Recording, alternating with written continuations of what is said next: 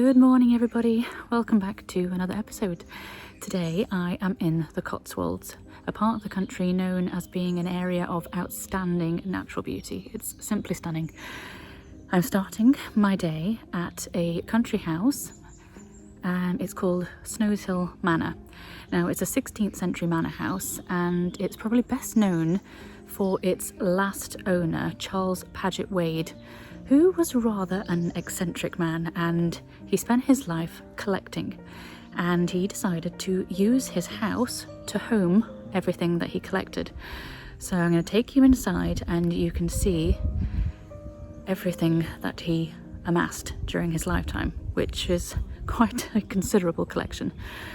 It's rather dark inside, so I do apologise if the quality of the video isn't that great, because it's dark in there on a sunny day, let alone on a rather cloudy, overcast day like today. But either way, let me take you in. Unfortunately, the front of it's got a load of scaffolding on at the moment, and a good queue to get in. I'll take you around the gardens first, I think.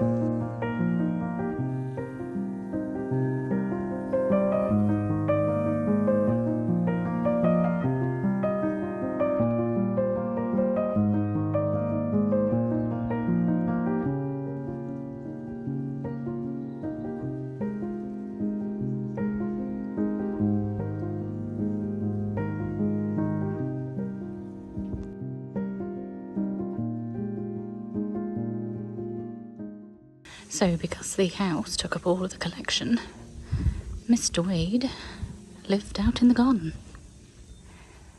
He occupied these buildings.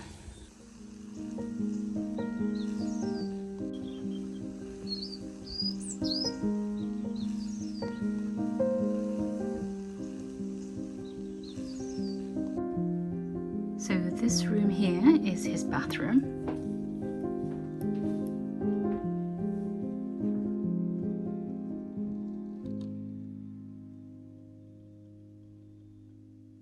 And on this side here, you have his living quarters. And even these are full of collector's items and quirky pieces.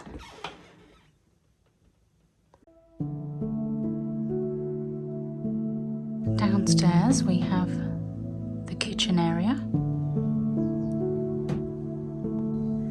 I don't know about you, but this reminds me of the Weasley's house from Harry Potter.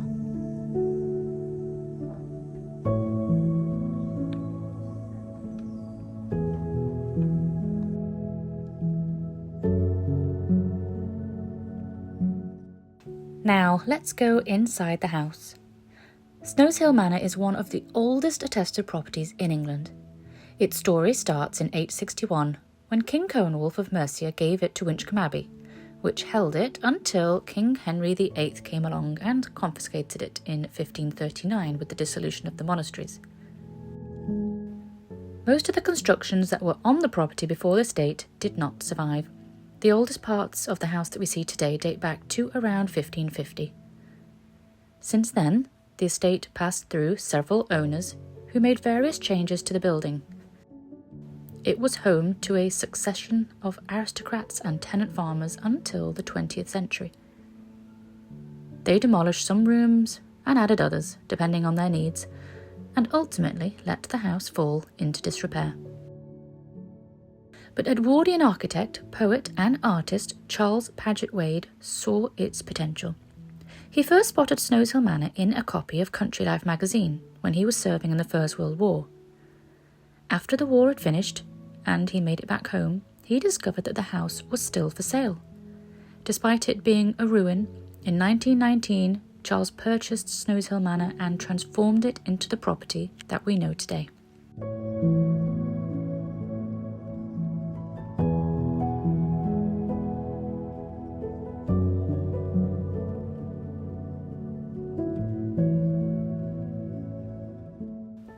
of all its owners, Wade was by far the most interesting one. On top of being an artist, craftsman, poet and architect, most of all, he was an avid collector of various objects that interested him, such as musical instruments, toys, old clocks, model ships, bicycles, spinning wheels, samurai armoury, anything that displayed the finest craftsmanship.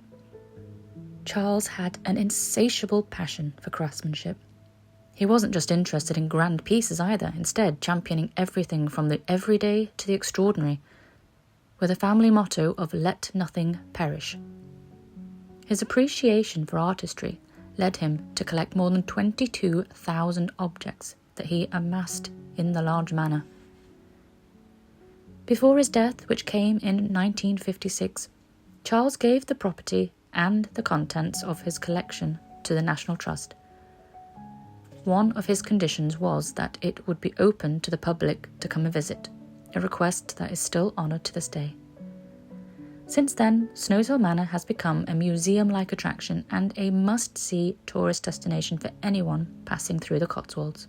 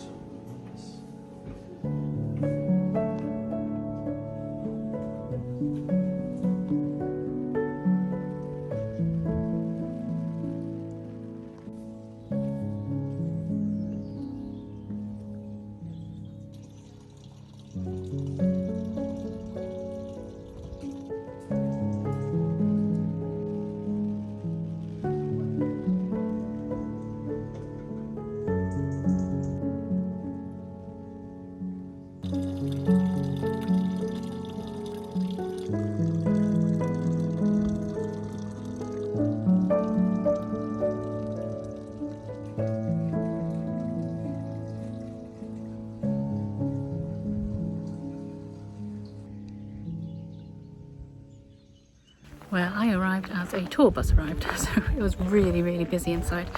But I hope you enjoyed the bits that you did see. I'm going to go down the road now to a really interesting, unique property here in the English countryside. It's called Seasoncote. Right, before I take you to Seasoncote, I thought I would just stop in the village of Snowshill and give you a very quick look around. It's only a really small place, but if you are a fan of the Bridget Jones series, you may recognise it as the village where her parents live. This is where they filmed. I'm not sure how old the village is, but it all envelopes this beautiful church right in the centre.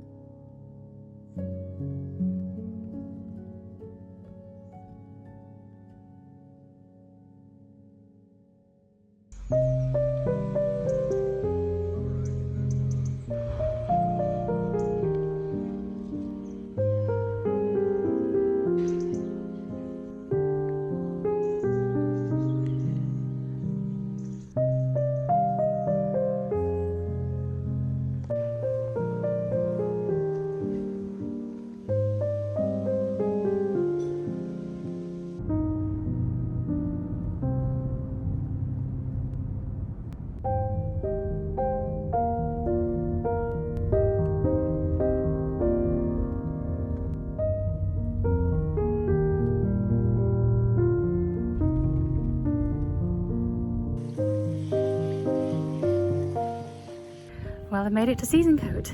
It's one of those places that's always really difficult to find because the postcode never takes you to the entrance. So anyway, I've just had a little bit of a detour. But I am here now. So this house, as I say, is very, very unique. It was built by John Cockerell, Colonel John Cockerell, and he built it after he came back from India. And as soon as you see the exterior, you will see the influences.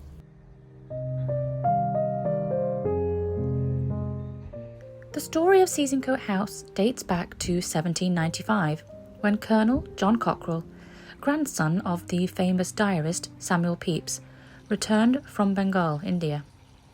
He wanted to create a house that encapsulated the vibes of the remarkable Rajasthani architecture, and in doing so, Seasoncote is now one of the finest examples of Mughal architecture in the UK.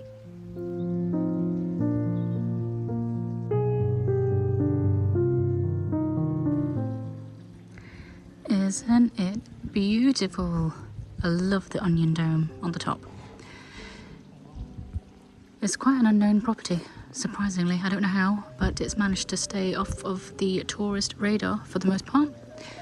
But it's well worth a visit.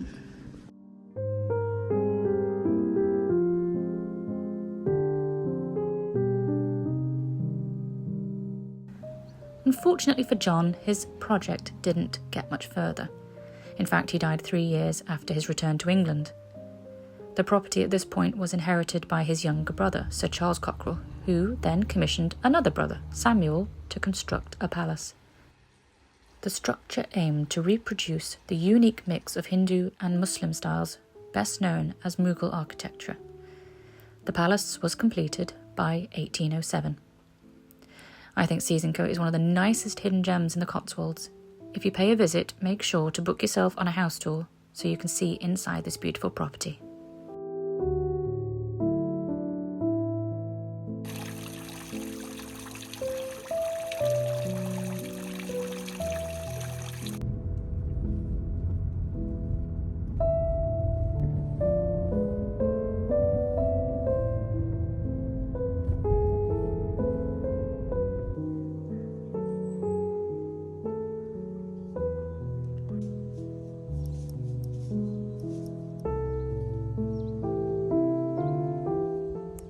Well, I have left Seasoncote behind.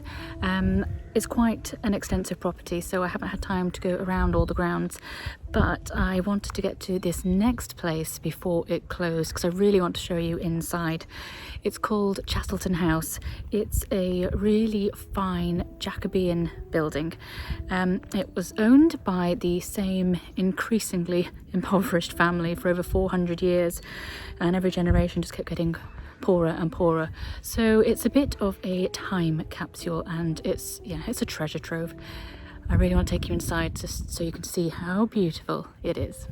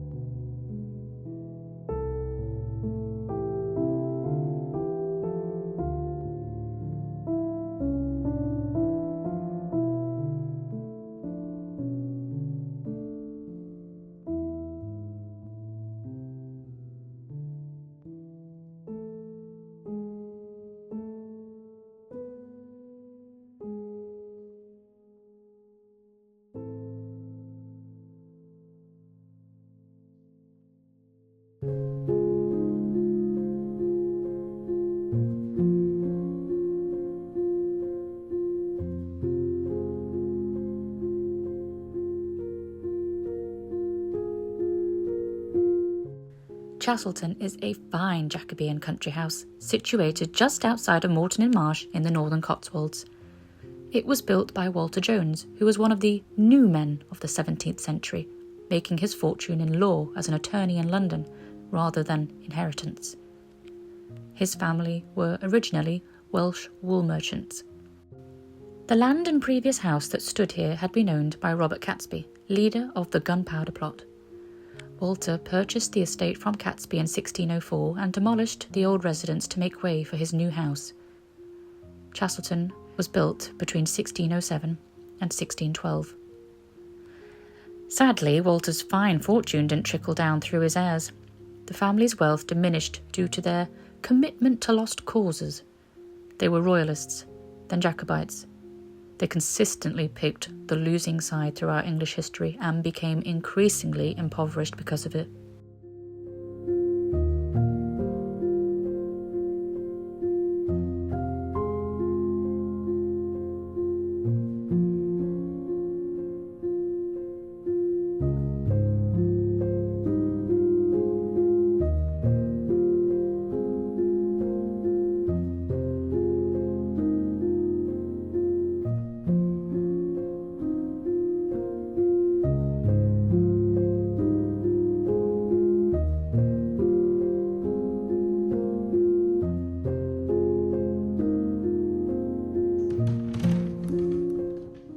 Family legend goes that Irene Whitmore Jones, owner of Chasselton in the 1930s and 40s, was fond of telling visitors that her family had lost all their money in the war, by which she meant not the recent World War, but the Civil War of the late 17th century.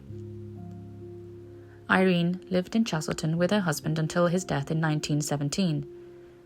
The financial toll of keeping up a house like this never abated, and in 1936, she had to decide to sell almost the entire estate.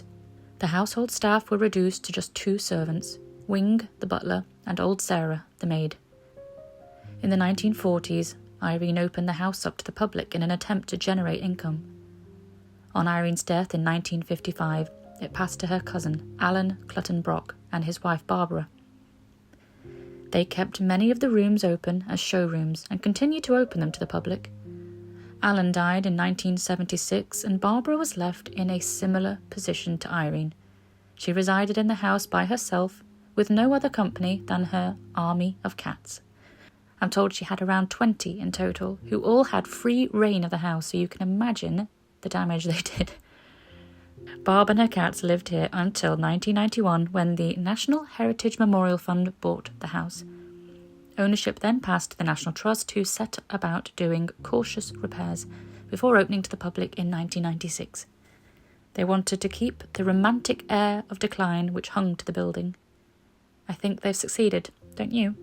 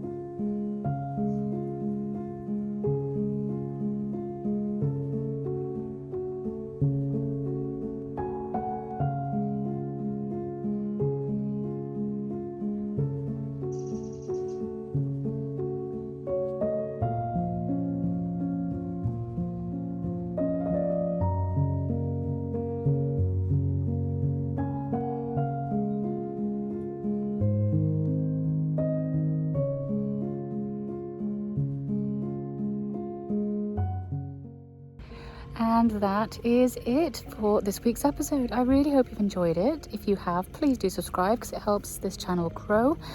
And I will see you all next week. Have a lovely week ahead.